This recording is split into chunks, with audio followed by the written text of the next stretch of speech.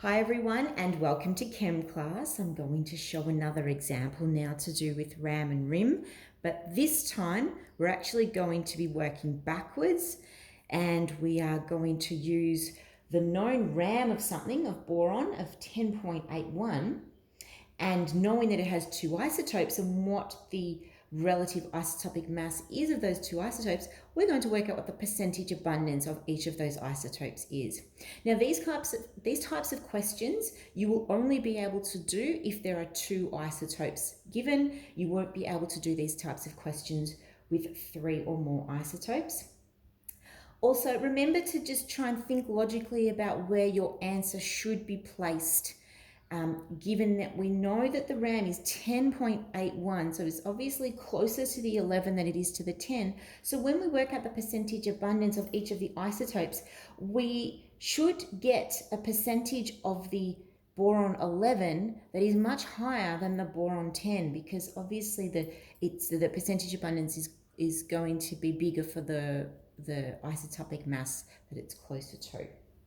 Okay, so we're still using our formula that we're familiar with, where we take the RAM and we add up all the isotopic masses, but we don't have the isotopic masses now. But we do know that there are two of them, and we do have the isotopic mass, we don't have the percentage abundance. We do know that there are two, and together, because it's percentage, they should equal 100.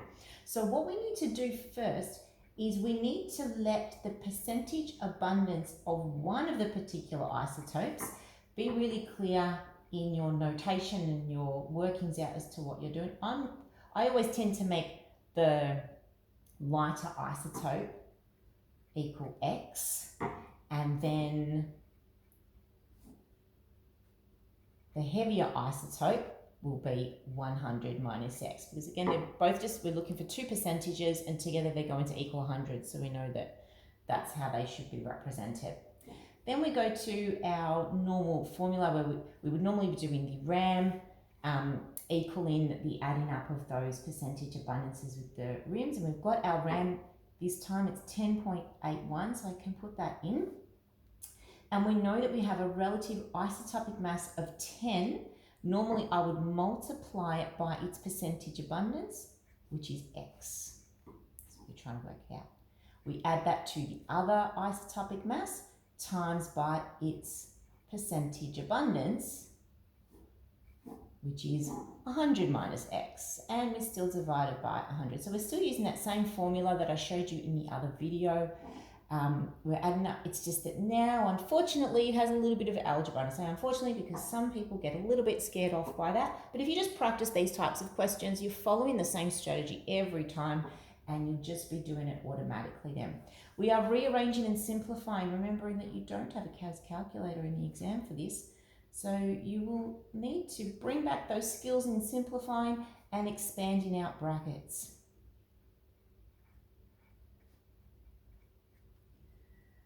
That looks okay. Would be embarrassing if I made a mathematical error. That's all right, we're doing okay so far. We're going to minus that 10x minus 11x.